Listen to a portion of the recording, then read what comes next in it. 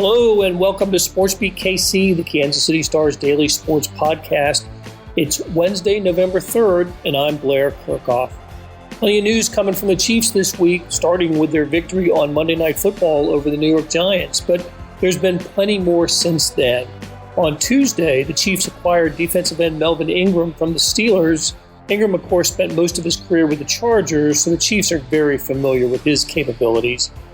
On Wednesday, something of a bombshell hit. Packers quarterback Aaron Rodgers has tested positive for COVID-19 and will miss Sunday's game at Arrowhead Stadium. So on Wednesday, that was the first time we got to ask the Chiefs about these developments, and on today's show, we will take you to the press conference. You will hear from Andy Reid, Patrick Mahomes, and Tyrann Mathieu. So let's get going, starting with Andy Reid. He was asked initially about Ingram's role on the team and his possibility of playing this weekend. Yeah, so we feel like it was an addition of another good football player, very smart kid. We've competed against him, I guess, a number of times, and you guys you've seen him play, and he's getting older, and he moved around just here a bit, but we had brought him up in the off season, and felt like he'd be a nice addition to the room, and we were able to get him this time and made the move. But gives you another guy that can rush the passer, but also play the run. So why didn't it work out with him or during the offseason? He just ended up going somewhere else. So that's how this works sometimes. Yeah. Reasonable to think he could play on Sunday? Yeah, we'll see. We'll see how it goes. We're not going to put him in a bad situation. So he just got here, and he was able to sit in on the meetings, but he just got here late last night and kind of got cranking this morning. So we'll see how he picks things up and where he feels comfortable with. With these veteran guys, they'll let you know, and if you keep open communication with them. So is that a significantly easier ask for him than, let's say, it would have been for a Josh Gordon, a wide receiver? Yeah.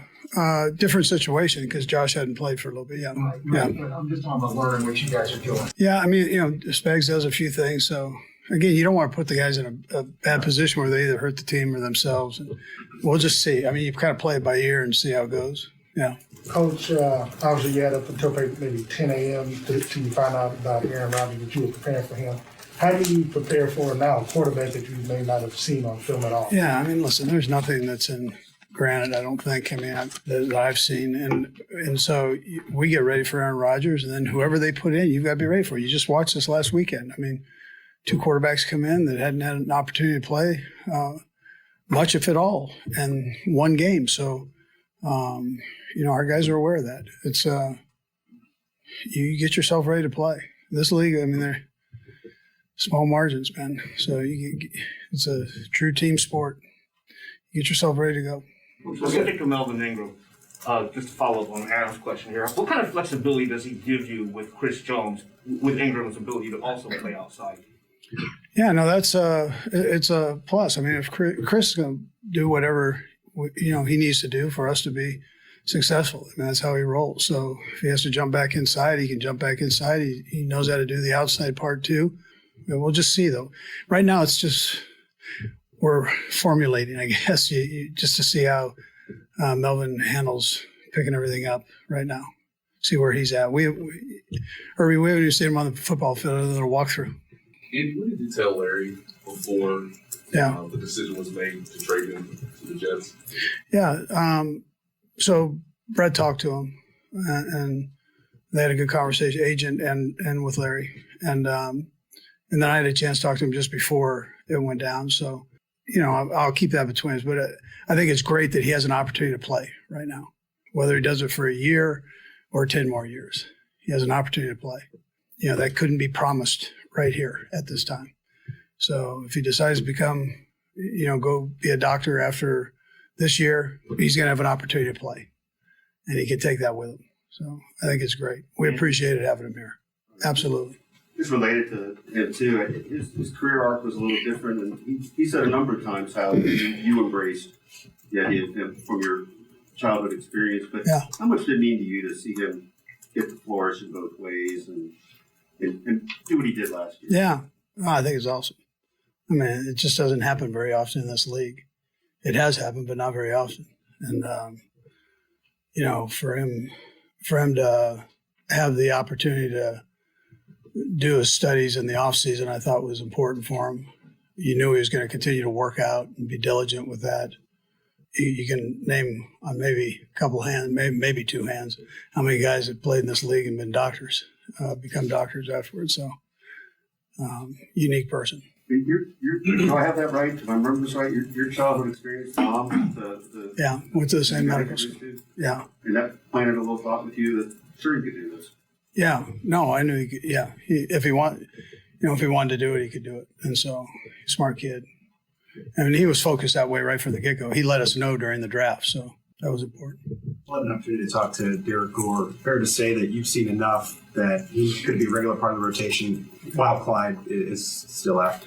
Yeah, no, we feel comfortable with that, yeah. We felt that way kind of coming out of training camp and just getting him caught back up and going off the scout team. But the last couple of weeks, he's done a nice job, so we felt good about putting him in. Right. So I was just curious, just what did you see in his work ethic throughout the year that kind of led to that opportunity? Yeah, well, he's a quiet kid, but he's a hard worker. And so that was, he's diligent about going up. He knew that he had to catch up in the pass game, particular protections, and so he worked his tail off on that. And he got where we had confidence that he could go in and do run or pass and go with it. It seems like he brought a different spark to the running game. He's more physical. Where you see that way. Yeah, he's different, but I don't know. Daryl's pretty good with that too. He'll bring it a little bit. So I think both of them kind of complement each other, and he's got good vision. He's got quick feet, can kind of dart in and out, and nice low center of gravity. I mean, those are his strengths. Good core strength. What do you feel like maybe he brings that maybe you don't have? Yeah, it's just a different pitch. They're all a little unique in what they do. And I mean, Daryl brings that big physical presence that can run over people. And this kid, he's got the quick feet. And if he needs to dash through you, he can do that. So just a little different pitch that you can throw at the defense. Even if you are preparing for the possibility of Aaron Rodgers still playing, obviously I assume you're preparing for the possibility it's going to be Jordan Love.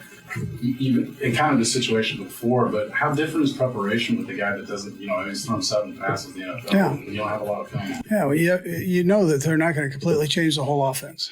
I mean, that's not going to happen. They're still going to run the offense. They did that with him in the preseason, and it looked like he did a nice job with it. So if that's the case, you're prepping for the offense, and then you take those unique qualities that each one has, and you work on that.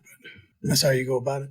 And then secondly, I wanted to ask you about the running game that you had on Monday night. It seemed like there were more downhill effort to run. Is that because of, I guess, everything that you do is because of what you're seeing from defense? Sure. Is that particularly because of what you've been seeing consistently? Yeah. This was a little different, this one. So, that we felt like we'd have a better chance doing that than the lateral stuff where, say the Eagles, we ran that outside zone a little bit more. But you just have to kind of know which group you're playing against and how you can mix that. Yeah. Coach, you said Sunday night that Josh Gordon was just this close, I guess, with being more overly involved in the offense. Does he know the route tree? Because I know you see that your offense is complex. Or he's good with that. Situation where Patrick can just tell him what route to run. Yeah, no, he's good with that. He's good with the route tree. It's just, things he was covered, so didn't go his way. Yeah. Herbie, obviously you don't need a quarterback, but during 2020, during the pre-draft process, did you get a chance to look at Jordan Love, and what were your impressions of him? Yeah, I did. I mean, I try to look at all those guys. I mean, the best I can, and I had a chance to look at him, and he's a good player. So, had a great college career, and he sounds like he's in a good position there. He's got a pretty good player in front of him. Andy, you kind of just went through this with Billy, but obviously Green Bay is a big part of the career. How much do you stay conscious of that? I know it'll change once the game starts, but is it something you're conscious of during the week? Well, I mean, I know a lot of people up there, and but again, I mean, as a professional, you get ready for the game. They're doing the same thing. I've been gone for quite a while, so. But I had fond memories of being there. 7 years, it was a good time there. So we won a lot of football games. That was head coach Andy Reid. Now here's Patrick Mahomes. He was asked about Aaron Rodgers. When the teams faced each other in Kansas City 2 years ago, Mahomes couldn't play because of a knee injury, and now they'll miss each other again. Definitely disappointing. I mean, when you get to see an all-time great like him play, and I've kind of watched his game for a long time, feeling that I play a similar style, you always want to compete against the best. But hopefully he's healthy. It's not too bad. I'm sure he'll come back from it stronger than he was before. Do you have any thoughts on Jordan Love and the fact of, I know we haven't seen, there hasn't been much film on him, but do you have any thoughts of his backup? Yeah, I mean, he's super talented. I got to watch some games he played in college, obviously, and he was slinging it around the field, making a lot of plays happen.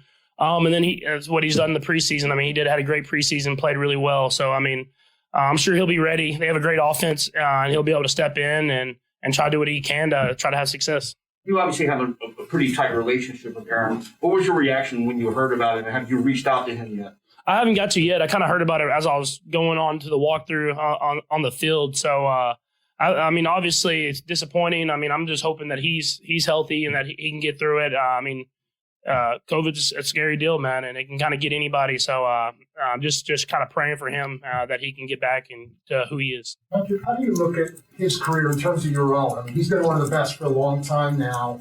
Still just won Super Bowl. I mean, is that an illustration to you of how difficult it can be for one person to sort of influence? Yeah. I mean, it's hard. It's not about one guy in the sport. I mean, it's about a team.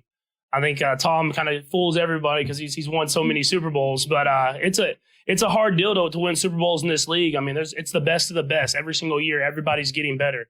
Everybody's bringing in new guys that have that hunger to try to go get it.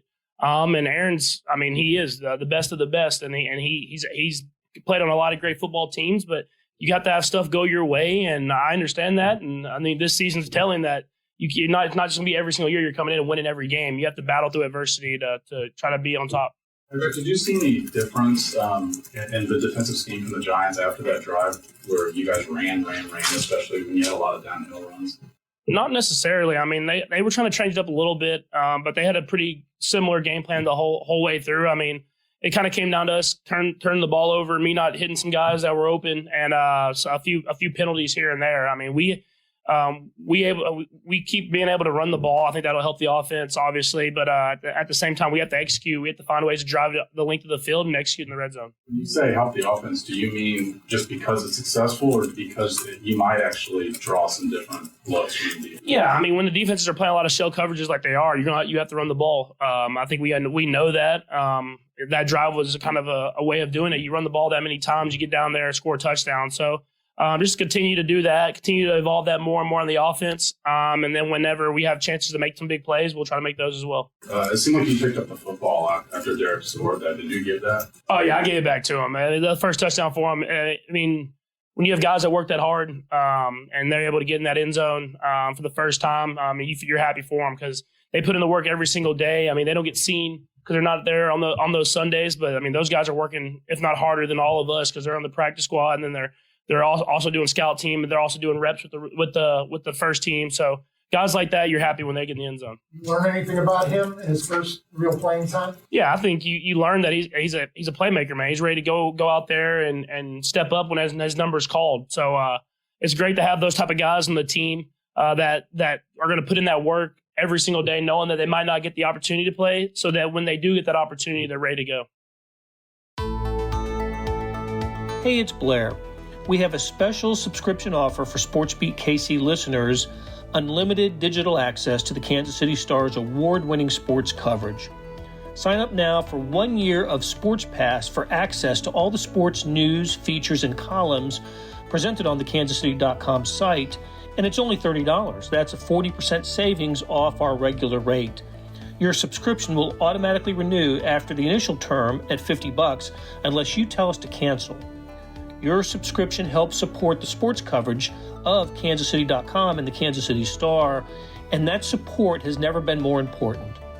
Please visit kansascity.com/SportsBeatKC offer to get this special offer. And as always, thanks for listening.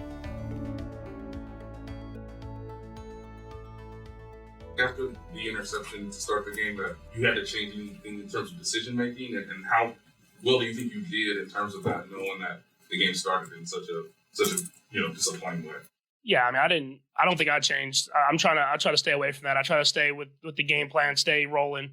Obviously, wish we'd executed a little bit better myself as the game went on. We had a few drives that stalled out. But that first drive was a great drive. And then I had Josh in the end zone. I just threw it a little too hard. If I just kind of put enough pace on that thing, we have a touchdown there. Then it hits the guy behind him and shoots up in the air. I mean, stuff like that. It seems like it's happened a lot this year, but it happens. So you kind of just move on and go to the next play. Talking about Josh, I mean, how close is he to just really knowing the offense? Again, I'd ask Andy, if he knows the route tree, because if the offense is that complex, if you know he's supposed to line up, could you tell him, hey, run this route so that he can be open? Because I know he hasn't been targeted much, but I know a lot of fans are wondering, why did the Chiefs sign Josh Gordon if they're not really going to use him? Yeah, I mean, we're using him more and more. It's just the ball hasn't gone his way. I'm big on just kind of trying to get it to the guy that I feel is open. Obviously, I got to be better at making some decisions because there's plays where he's open that I haven't hit him.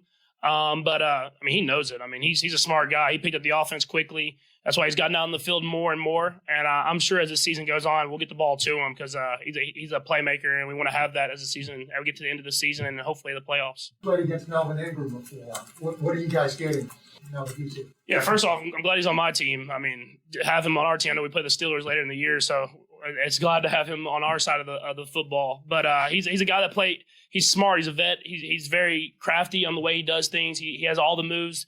But he's also really good against the pass, but really good against the run as well. And so whenever you're able to add those type of guys to your team at this point in the season that can come in and make an impact, it's always exciting to see how they fit in with our group. You've noted footwork, pocket presence, things you're working on as the season goes on. What did you notice when it comes to progress in the film tape against the Giants? I feel like I did a better job of kind of getting into the pocket and being in the pocket, but I feel like my base still wasn't the way I wanted it to be. There was kind of times I was high on my toes, which is never good at the quarterback position. So that's stuff that I'll kind of try to work on this week and just be better mechanically, because then whenever I'm better mechanically and making those throws, the other stuff comes with it. You came up a little limpy at a moment. Are you completely good from that offseason surgery? Do you feel 100% healthy and everything like that? Yeah, I mean, I feel fine. I mean, I was more limpy because I kind of landed awkwardly out of bounds when I was running there. So it was just trying to make sure it was all good. But I mean, I feel fine. I'm ready to go. And I mean, that's what you do in football is you go out there and play. Patrick, I didn't get to ask you this last week, but I want to ask you about the Kansas City Current, new name. Mm-hmm. I know you wore the shirt on Monday night. What are your thoughts on the new Riverfront Stadium and the team name?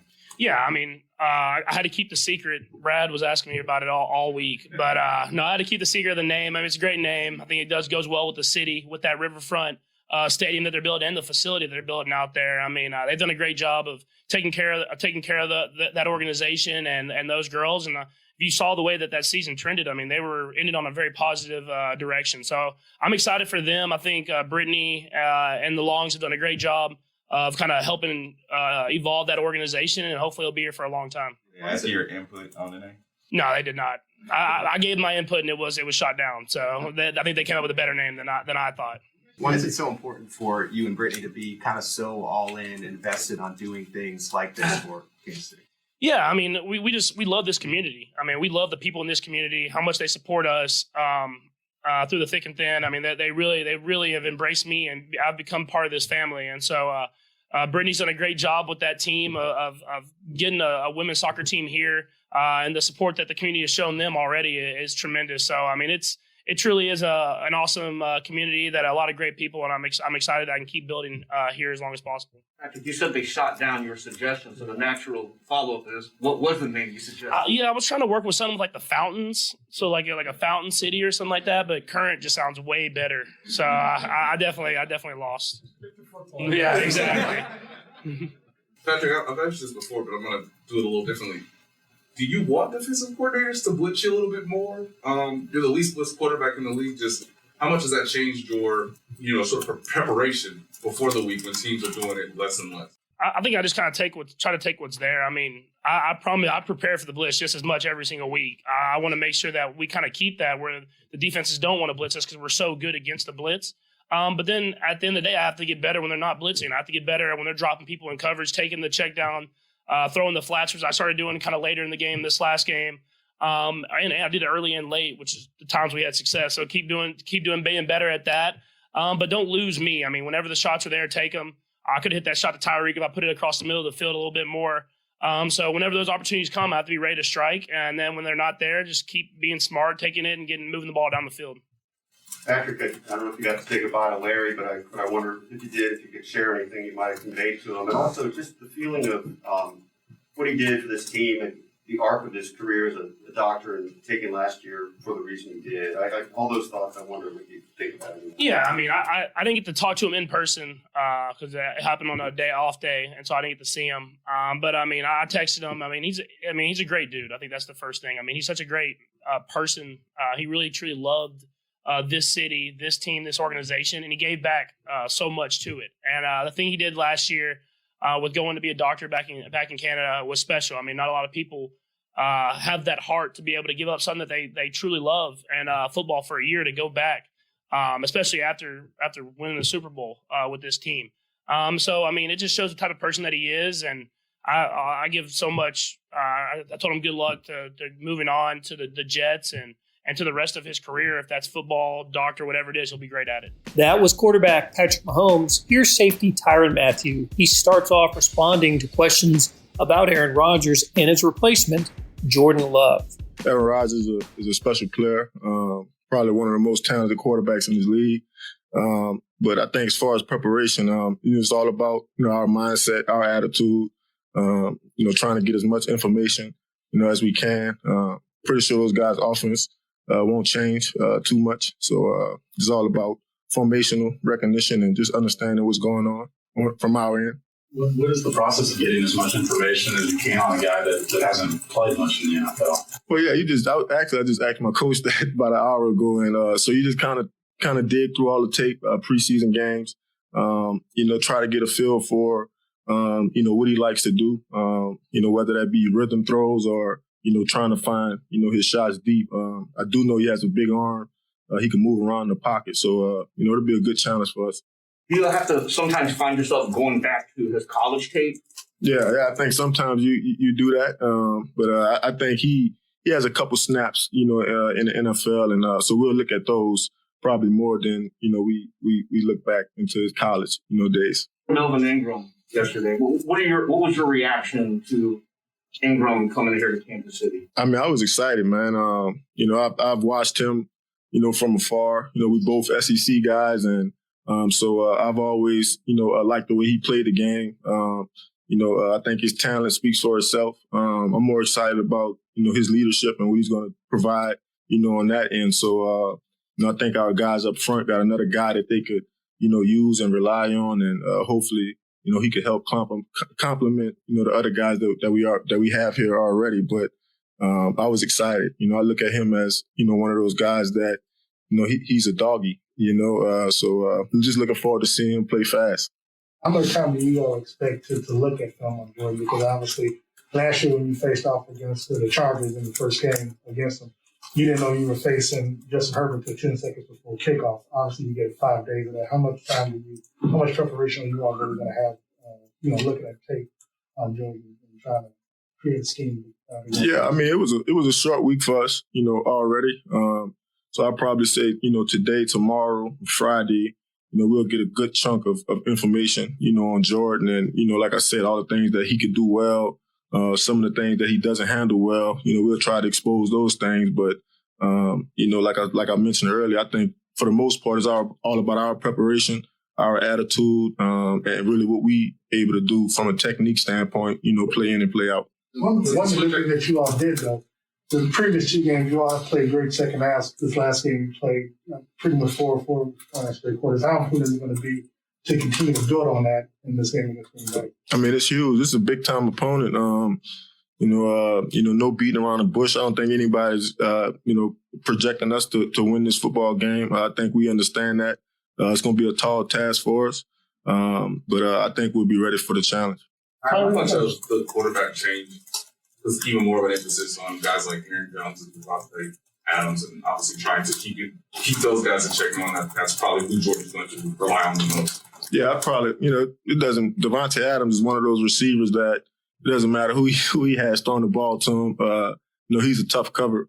The more I watch, Aaron Jones, I like the way he runs the football. He reminds me a lot of Delvin Cook.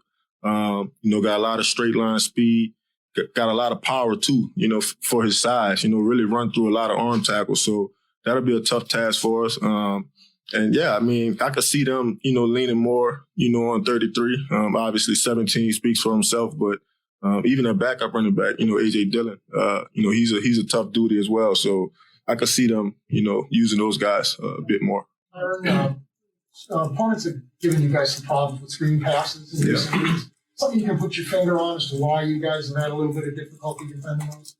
Yeah, I think, sometimes, man, you get in these third and long situations and we all excited to, get to the quarterback and get a sack. But I think, some play calls, some down and distances just require you to just play fundamental football. I think a lot of that just comes from, formation recognition. I think most of these teams run the same plays. Most of the time is out of the same formations. So just being alert, on that, when you break the huddle. What's been most impressive to you in regards to what Nick Bolton and Willie Gay have been able to bring to the lineup these past couple of weeks? Man, they've just been coming along, man. It's a lot that's on their plate, as far as this system, this scheme, and just trying to communicate, line people up. But those guys are still playing fast, after they communicate and get everything set. So I'd probably say that's the biggest positive. That's the biggest, sign of encouragement, especially as a deep defender. When you got guys in front of you that, got a little speed, can really make plays, all over the field. So it's been good to see them continue to, progress. You've been around for a while. How difficult is that communication stuff for a rookie to excel like Nick has been able to do? I mean, it's extremely difficult. You don't see too many rookie, middle linebackers, tasked with that duty. So to see Coach Spag, put his trust in him.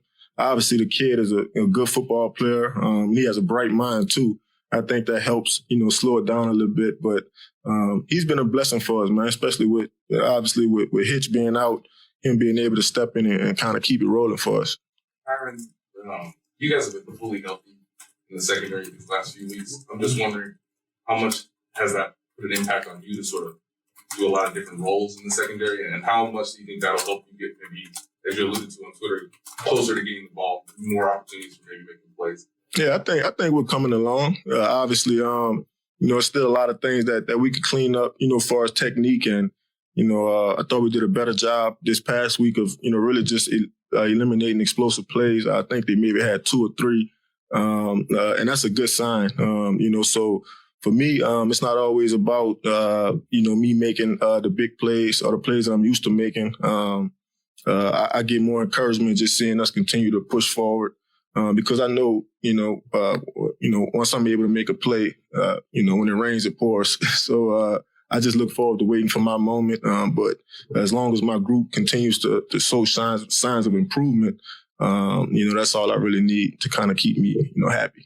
How do you split the difference there between, trying to cover some of the stuff at the back end and also wanting to go find the ball and make a play? Like, how do you split that? Well, I think, we're 4-4, so I'm not in a position to kind of, drop my responsibility to go make a play. I think it's all about just trying to be sound, in your technique. And like Coach Spag said, man, as hard as it is try your best to let the game come to you.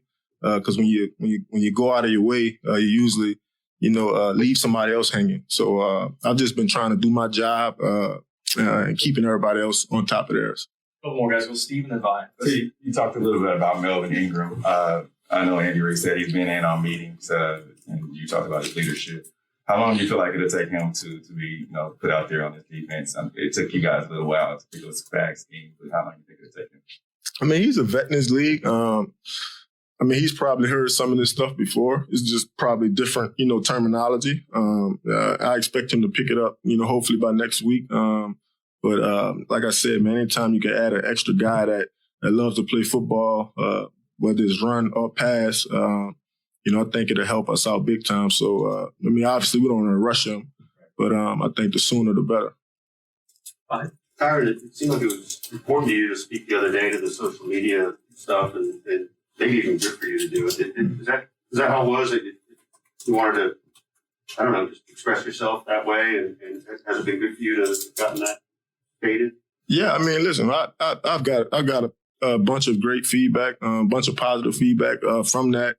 I think a lot of times things could, be confusing or misunderstood. I think it's important to kind of address it.